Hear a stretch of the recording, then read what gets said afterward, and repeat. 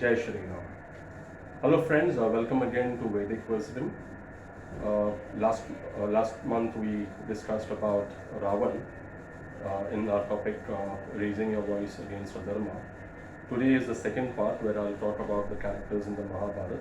The main character being Duryodhana, who was the epitome of all evil. And I will compare the characters of Duryodhana and Ravan, and also the people who played a pivotal role in the Mahabharata war, that is Bhishma, Drona and Karna, and the grave mistake they made while standing up to Duryodhana. The characters I'll also discuss include Yuyutsu and Vikarna, who were not very powerful, but they stood up against Adharma when it mattered. And lastly, I will discuss the role of Lord Shri Krishna and how he exposed Bhishma, Drona and Karna and their excuses in siding with Duryodhana. Because had they not taken part in the war, had they stood up against Duryodhana, the Mahabharata war would never have happened. So to begin with, let's discuss the character of Duryodhana. So Duryodhana, in comparison to Ravan in the Ramayana, Ravan was a self-made man, as in whatever powers he accumulated was on his own merit. He went to Lord Brahma, he prayed to Lord Brahma and sought his blessings, and then thereafter he conquered the Devas and defeated his stepbrother Kuvera and captured the throne of Lanka. So whatever he did was on his own merit. Whereas Duryodhana is the quintessential bad boy or the spoiled brat that we call it, or in Hindi as we popularly call Bidra Hua Bacha. Because Duryodhana brought everything on a platter. So to tell the story of Duryodhana, his parents were Dhritarashtra and Gandhari. Dhritarashtra was the eldest son of Vichitravirya, but unfortunately, as he was born blind, he was not given the kingdom, which went to his younger brother Pandu. Dhritarashtra's wife was Gandhari, who was the princess of Gandhar, which is currently called Kandahar, present day Afghanistan. So she got married to Dhritarashtra, and when she heard that she's going to be marrying a blind prince, out of love and respect, she also blindfolded herself, stating that if my husband cannot see the world, then I have no right to see the world as well. So stating that she blindfolded herself, and by doing that, she also blindfolded herself to all the atrocities that Duryodhana was about to commit on the Pandavas. So in due course, Duryodhana was born, and when Duryodhana was born, the Pandavas were not in the palace, they were in the forest, because Pandu, who was the king at that time, had taken a temporary break and he shifted to the forest, and when he went to the forest, he made Dhritarashtra the administrative king to manage the day-to-day affairs. And when Pandu was in the forest, since he was afflicted by a curse because of which he could not have children of his own, he took the help of Kunti, who informed him that she had blessings of a mantra through which she could summon the demigods, which are the Devas, and have sons through them. So keeping that in mind, Pandu gave his consent, and accordingly Kunti gave birth to Yudhishthira, the eldest Pandava, then came Bhima and Arjun, and his Pandu's second wife, which was Madri, she also requested Kunti whether she can pass on that mantra to her, because even she wanted to have children of her own. So Kunti willingly obliged, and Madri invoked the Ashwini Kumars, and Nakul and Sahadev was born from her. So when all this happened when Pandu was in the forest, and in the meanwhile Duryodhana was born at the same time as Bhima. So he was younger to Yudhishthira, and he was born to Dhritarashtra and Gandhari, and subsequently 99 other brothers, and Dushala, the daughter, was also born. So Duryodhana got everything on a platter, like they say, he was born with a silver spoon. The entire palace was at his disposal, and he was pampered to the hilt. His maternal uncle Shakuni, who also shifted from Gandhar to Hastinapur, because he wanted to ensure that that Dhritarashtra, who could not get the kingdom because of his blindness, the same thing does not happen to Duryodhan, and he wanted to ensure that Duryodhan became the subsequent king of Hastinapur, and to ensure that he shifted base to Hastinapur from Gandhar. And when Duryodhan was born, Shatuni pampered him to the hilt. He was pampered by the elders in the family as well. He got what he wanted. And Dhritarashtra and Gandhari, since they were blind, they could not manage their affairs properly. So they were dependent on Shatuni, who took over matters, and he began mentoring Duryodhan. In due course, what happened was Pandu, who was in the forest, he died prematurely, and because of that, the Pandavas had to shift back to the palace. The Rishis and Munis were in the forest. They suggested Kunti that why don't you come back to the forest. So Kunti and the Pandavas, they shifted to Hastinapur. Madri also ascended the funeral pyre along with Pandu. She attained Sati, and Kunti along with the 5 Pandavas, they came to Hastinapur. Now when the Pandavas came to Hastinapur, Duryodhan got insecure because all the opulence, all the pampering that he was enjoying till now was now also shared with the Pandavas, and this was something that he did not like, and he became very insecure. And also when the children were playing, the Pandavas were quite superior to the Kauravas in sporting events and physical strength, and even in general knowledge and things like that. So this again made Duryodhan very, very insecure. And Shatuni observing this also instigated Duryodhan further, saying that the Pandavas, if they are left like this, they will take over the throne and you will be left nowhere. You may even be thrown out, you'll have to be subservient to them. And like this, he kept on poisoning Duryodhana's mind. And things went to such an extent that one day Duryodhan decided to poison Bhima and kill him. And this was again done on the instigation of Shatuni, because he informed Duryodhan that Bhima is the mightiest of the Pandavas, and if he is eliminated, then the Pandavas will not be that powerful. So Duryodhan and his brothers cajoled Bhima into having delicious food, because Bhima loved to eat.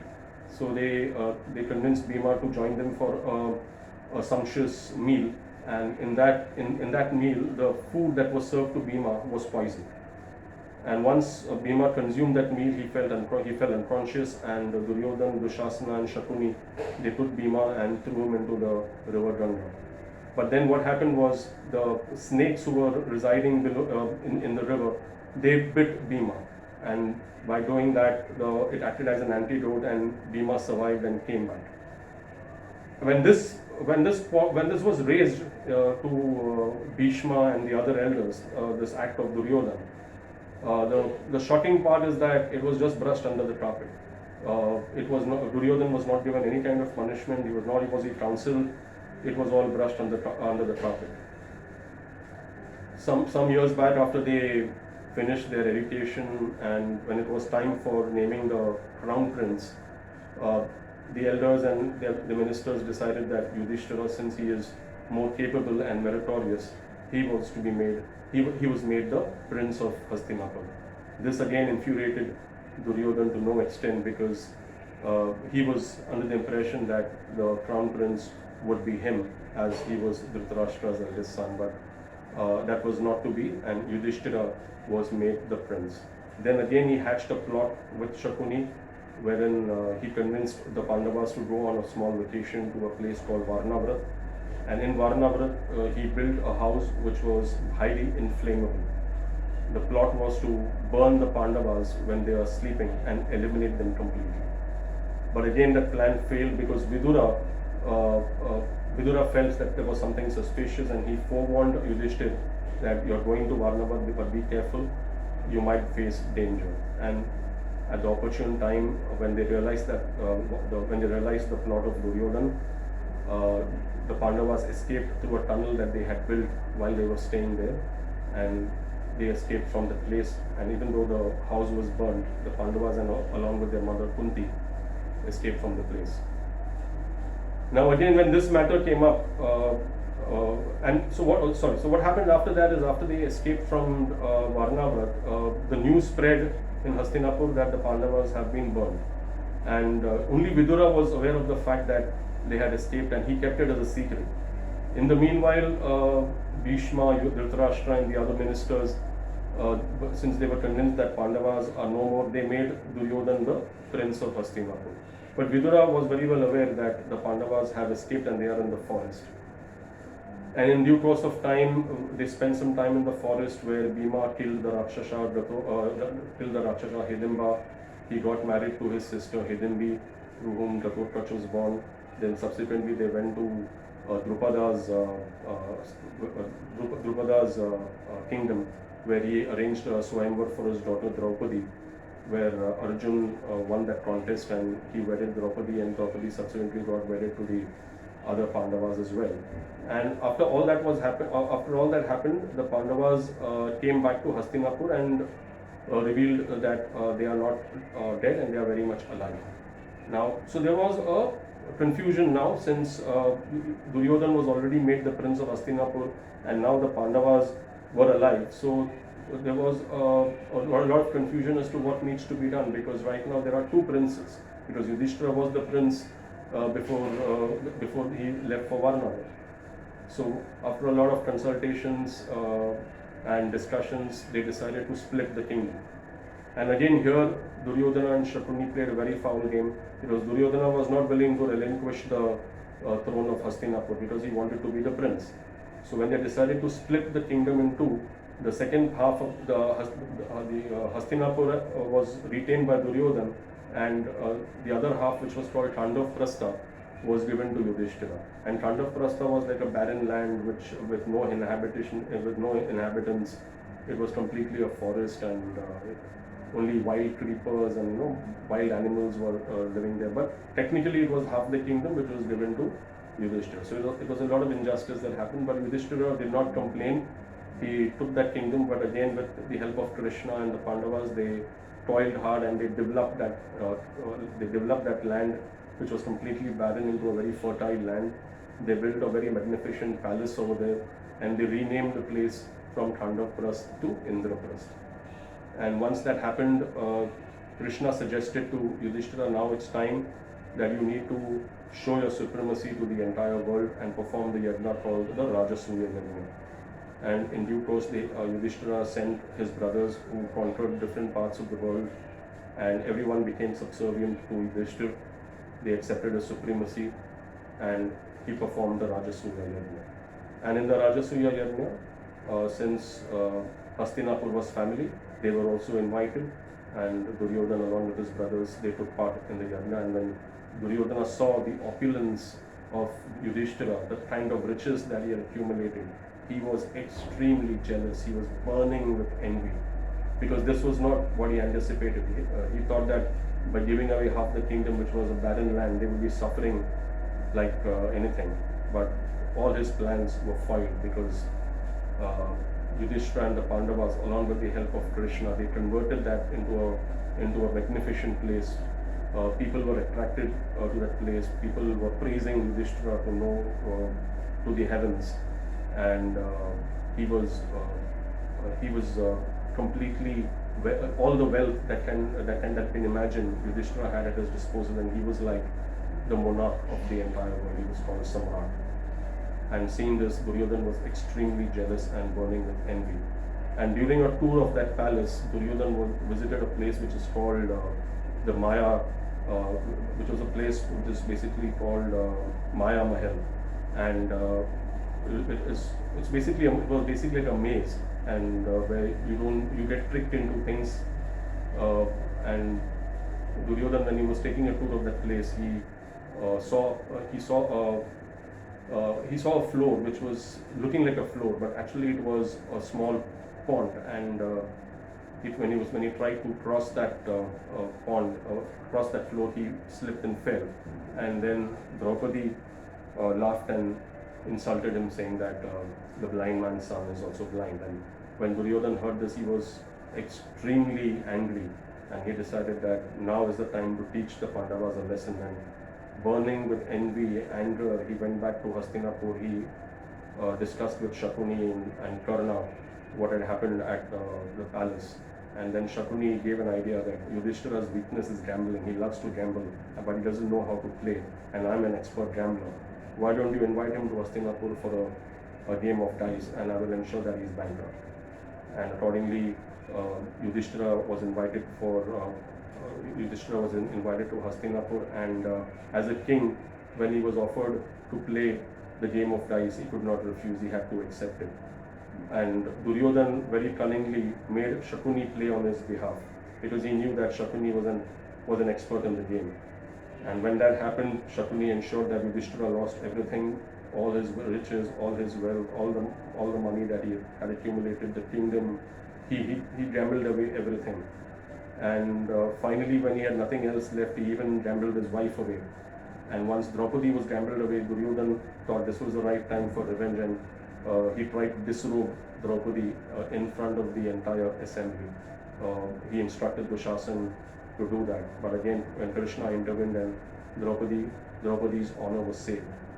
And when this happened, all the respectable members of Hastinapur, like Bhishma, Drona, Vidura, and all others, Vidura in fact tried to convince Dhritarashtra to stop this game of dice, but Dhritarashtra was completely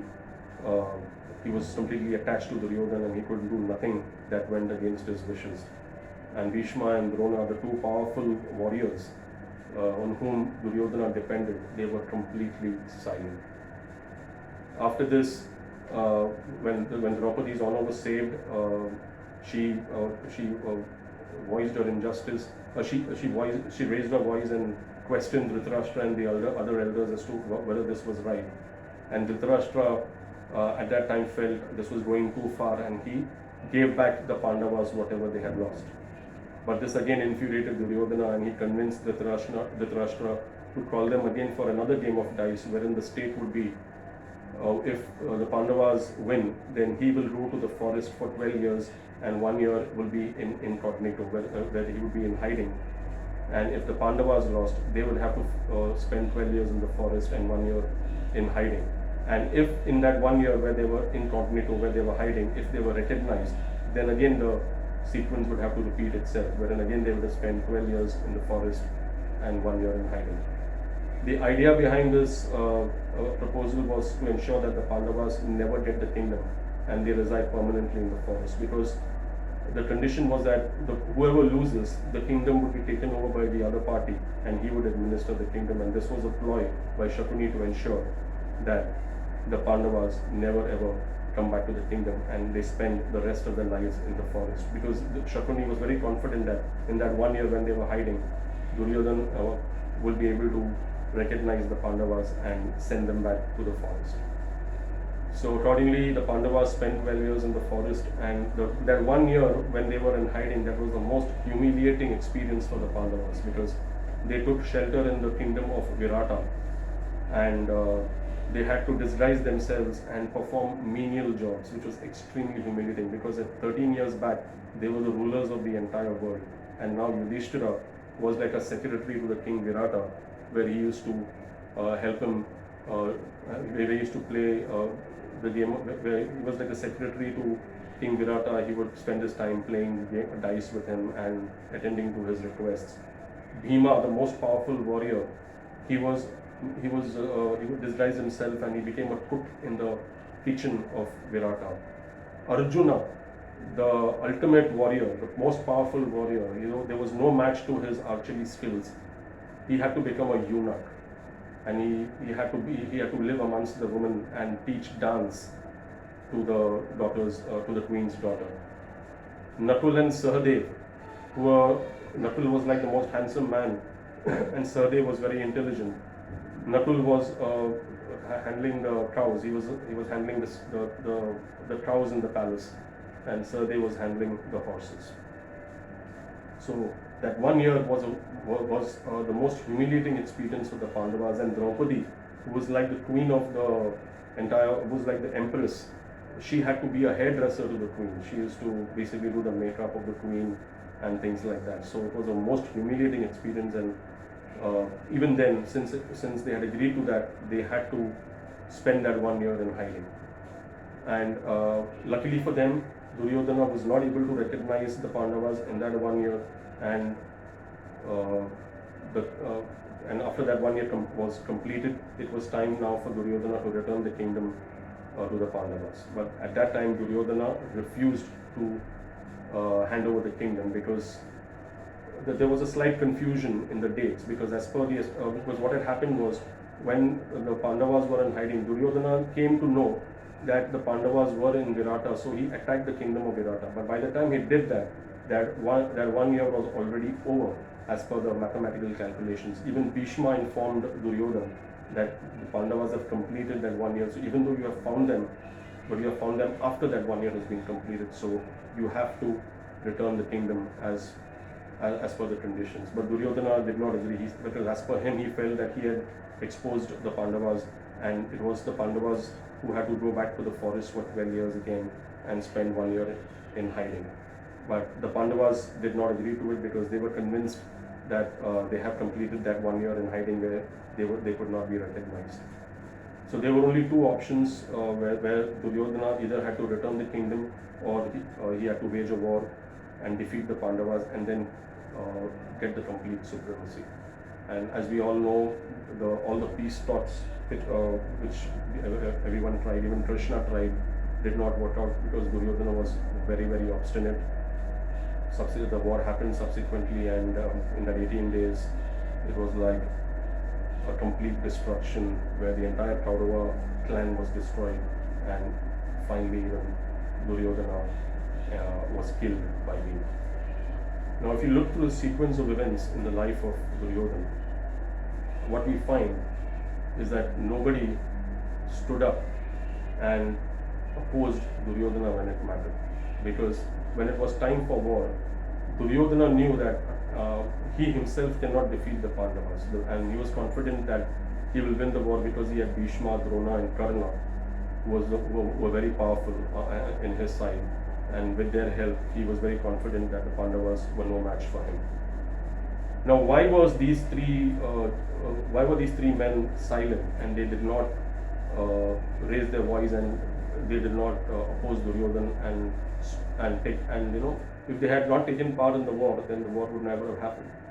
And this is where what we learn is people had their own excuses of not opposing Duryodhana. For instance, Bhishma had taken a vow that he will always be loyal to the throne of Hastinapur. And this vow was taken a long time back, when his father Shantanu wanted to marry a fisherwoman called Satyavati, and Satyavati's father was very insecure that if Satyavati's children were born, then Bhishma will not give them the due respect. So he made Bhishma take a vow that he will not get married and have children of his own, and he will ensure that Satyavati's children and their children and their generations will rule Hastinapur. So this vow, which was taken by Bhishma, was at that point of time, and in the current context, that promise had no significance. He could have very well broken the promise for the upliftment of Dharma, for the sake of Dharma, because he knew very well that the Pandavas are on the right side and Duryodhana is at fault. But he just kept that vow that he had taken as a front, and he remained silent to all the atrocities that were committed by Duryodhana on the Pandavas. Even in that assembly, when Draupadi was about to be disrobed, Bhishma was completely silent. As far as Drona was concerned, he was the teacher for the Pandavas and the Kauravas. He was appointed as a teacher who trained the princes in the art of warfare and the art of handling weapons. So once his role was done, all he had to do was take his fees and go away from the place. But once he completed the training, he asked, as a Guru Dakshina, he asked that Drupada be captured alive and brought in front of him, because a few years back, Drupada had insulted Drona when he went to him for asking for help, because Drona was completely poverty-stricken. He did not have any money, and he went to Duryodhana. He went to Drupada, who was his childhood friend when they were studying in the ashram, and he thought Drupada would help him, but Drupada insulted him and drove him away. And that insult, Drona kept to he could not forget the insult that was heaped on him, and he felt that he swore that he will take revenge at an opportune time. And when he trained the Kauravas and the Pandavas in archery and warfare, and he felt that now was the time to get my Guru Dakshina. And he asked that Drupada be brought alive and captured and brought in front of him. The Kauravas tried, but they failed, and the Pandavas, when they tried, they were successful. Arjuna captured Drupada, and he was brought in front of Drona. And Drona at that time divided Drupada's kingdom in half. He gave him half his kingdom and retained the other half. And that was when he entered into the politics, and he remained in Hastinapur. The half of the kingdom which was retained by Drona, he kept it under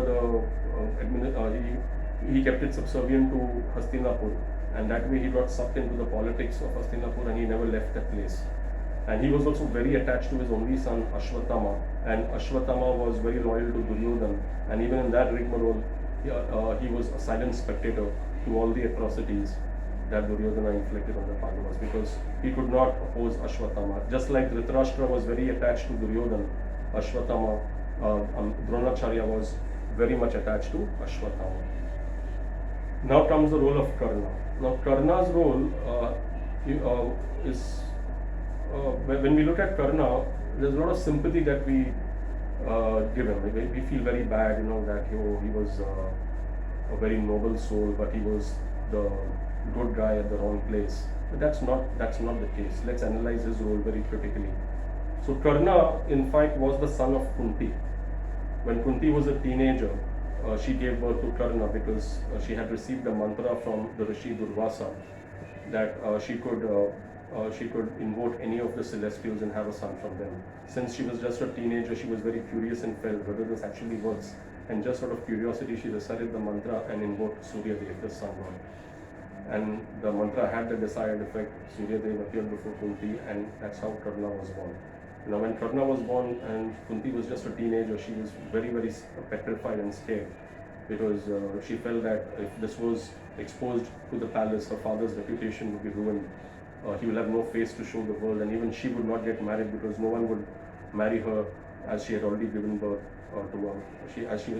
She already had a son before marriage. So, not knowing what to do, finally she decided to cast away Karna. As we see even in today's modern times, many unwed mothers, they cast away their children. Some are found in the dustbin, some are thrown away, some are given into orphanages. So this cycle is still going on. So at that point in time, Kunti decided to cast away Karna in the river Ganga. And she knew that nothing would happen to Karna because Karna was born with the Kavach and Kundal, which was like which was again a defensive armor by itself. As long as he had the Kavach and Kundal, no harm could happen to him. So keeping that in mind, she put him in a basket and cast him away in the river Ganga. And then Karna, when Karna was cast away, he was found by Adhirath and Radha. They were from the Shudra community. So Adhirath and Radha raised Karna as if they were their own son. Adhirath happened to be the charioteer of Dhritarashtra, and since he was known as a charioteer's son, he was not allowed to train in weaponry. But Karna's natural interest was always in archery, so he always wanted to be a very good archer, and he was trying to find a teacher who would train him. So when Dronacharya was teaching the Pandavas and the Kauravas in handling weapons and the art of warfare, Karna approached Dronacharya that he also wanted to be a student. But Dronacharya explained to Karna that this was not the place, this was not a general training that was happening. This training was especially happening only to the princes. And it was not open to everyone. So just like a club, which is like an exclusive club where where anyone cannot enter, it's only exclusive membership. The same way, Dronacharya explained to Karna that I would have loved to train you, but this place is not for the general public. This is an exclusive training center only for the princes. So I cannot train you in archery. And then Karna was so desperate because he wanted to be the best archer. Then he went to Parshuram. And Parshuram also had a condition that he would not teach anyone except for Brahmins. So then Karna, what he did was he disguised himself as a Brahmin and told a lie that I'm a Brahmin boy and I would like to learn archery from you. So just like in the current scenario, we have these reservations for scheduled castes, scheduled tribes, and we see a lot of fraud happening where people forge their caste certificate and declare themselves to be scheduled caste so that even with a lesser percentage, they get inside reputed colleges. So by the same logic, Karna also told a lie to Parshuram that I am a Brahmin boy and I would like to get trained. And accordingly, Parshuram trained Karna and he became a very good archer. But when his coaching was completed, Parshurama realized that he's being cheated because Karna was not a Brahmin, because when that insect stung his thigh, he held on to the pain, and when Parshuram woke up and saw the blood all around, he realized that a Brahmin cannot tolerate such pain, and then he cursed Karna that at the critical time when you need this teaching the most, whatever I've taught you, at the critical juncture when you need these teachings the most, at that time you will forget everything and you will die. And then after he got trained by Parshuram, and after the curse he went away from Parshuram's ashram, and when he learned that there is a competition going on in Hastinapur where the princes are exhibiting their prowess, he decided to enter the arena. So literally he gate crashed into the arena. Now here, please understand the character of Duryodhana. Duryodhana, when the Pandavas completed that 1 year in exile and it was time to return the kingdom, he was very obstinate and did not return the kingdom. In fact, Krishna exposes Duryodhana's obstinacy and his bad character to the hilt. Because when Krishna went for the peace talk to Hastinapur, Duryodhana was very obstinate. He's saying, I am not going to return Indraprasth under any circumstances. I am going to retain that. Then Krishna felt that let's give him another opportunity, because he wanted to avoid the war at any cost, and he also wanted to show the world that the true character of Duryodhana. Krishna offered Duryodhana that, okay, you're saying that you want Indraprasth, fine, keep it with you. You rule the world, because when during that 12 years, Karna single-handedly defeated all the kings across the world, and he installed Duryodhana as the monarch. So Krishna informed Duryodhana, you are the monarch now, you are the emperor, you will continue to remain the emperor. The Pandavas will accept you as the ruler of the world. They will not even ask you for Indraprasth. They will accept you as the emperor. All I am requesting you is give them just 5 villages so that they can stay and lead the rest of their life peacefully. So just imagine, you are the ruler of the world. You have everything at your disposal, and all you have to do is just give 5 villages. It's like, assuming you're living in Maharashtra, just 5 villages to people. That's what Krishna offered to Duryodhana. And then Duryodhana, in his pride and in his arrogance, he said, I will not even give land to the Pandavas that can be pierced by a needle. And when he uttered these words, he was exposed completely. And that's what Krishna wanted to expose to the world, that these kind of characters who get everything at their disposal, who get everything without any effort, this is what happens to them. He refused to give even 5 villages out of the entire world that he had at his disposal.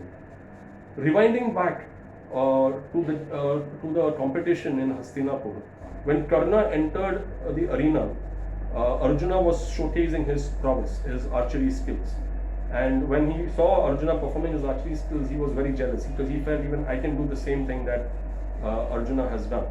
And when Dronacharya proclaimed in that arena that there is no better archer than Arjuna, that's when Karna gate crashed into the competition, and he performed the very tasks. All the skills that Arjuna displayed, the same thing was displayed by Karna as well. And then Karna challenged Dronacharya that if you're saying that Arjuna is the best archer in the world, I'm challenging Arjuna for a one-on-one duel, and in this duel, if I'm able to defeat Karna, then I will be the most renowned archer. Otherwise, you cannot claim that Arjuna is the best archer in the world. And that way, he threw a challenge at Arjuna. But at that time, what happened was Kripacharya, Bhishma, and all felt that since Arjuna was from a royal lineage, only a prince or a king can challenge Arjuna. And that's when when Duryodhana saw the potential of Karna, he felt it's the right time to have him in my team. Now, but just look at this. 10 minutes back or a few minutes back, Duryodhana was not even aware of the existence of Karna.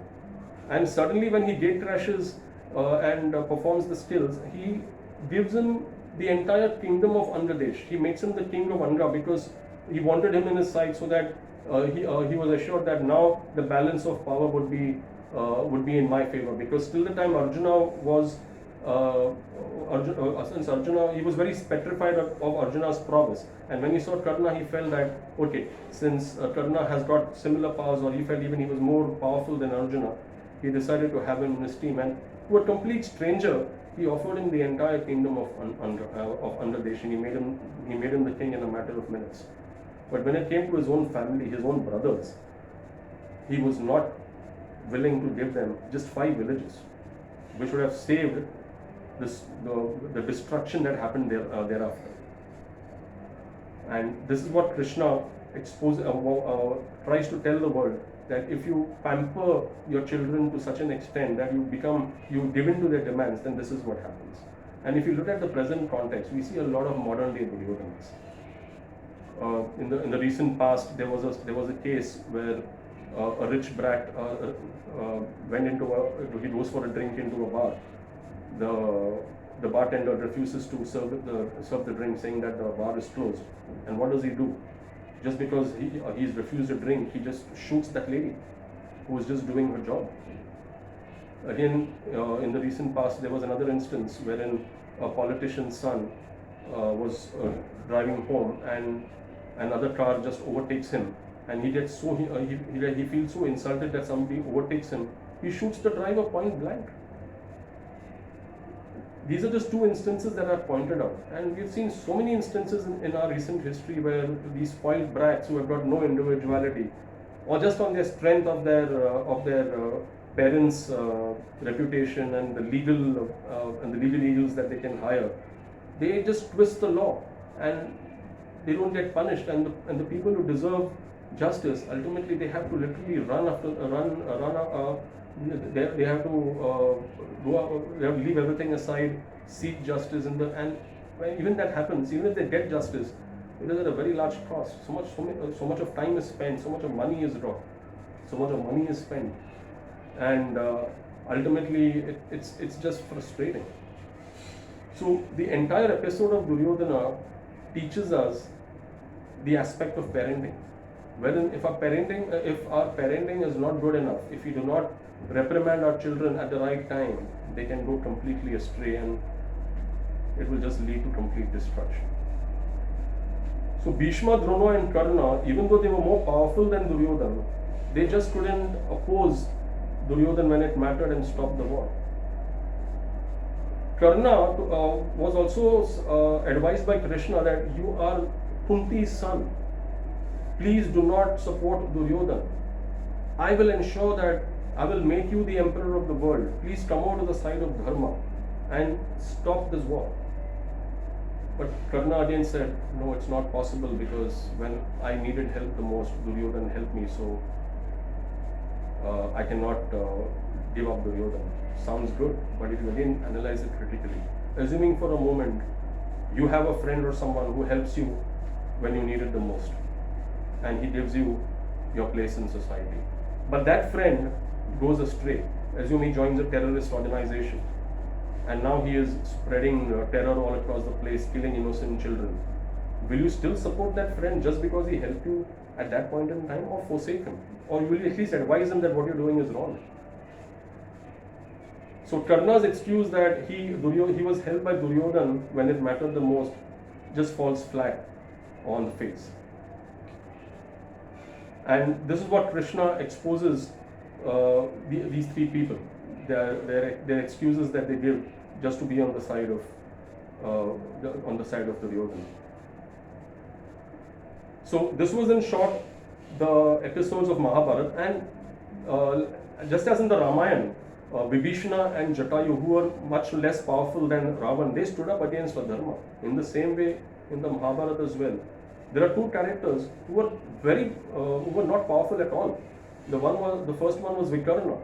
Vikarna was the younger brother of Duryodhana, and during that game of dice when Draupadi was about to be disrobed, he was the one who vehemently opposed what Duryodhana was doing.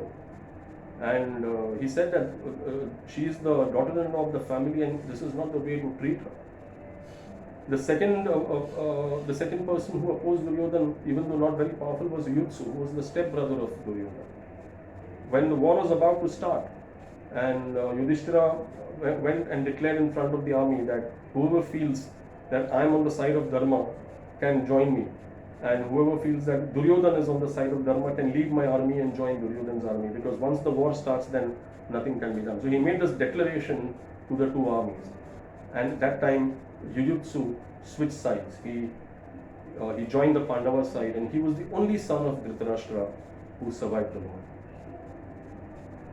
So the entire episode that I narrated today just goes to show that if people are not checked at the right time, then that there comes a point when there is no looking back. There is like they go completely astray, and it's a point of no return. So these are the lessons that we learn from the Mahabharata and the Ramayana as to how we should ensure that we raise our voice against Adharma at the right time and ensure that justice prevails at the end. Thank you very much once again, and I'll be back next month with another talk. Till then, take care of yourself. This year is about to end. This year has been very bad in terms of the pandemic, and I pray and hope that everything gets well soon. Thank you so much. Jai Shri Ram.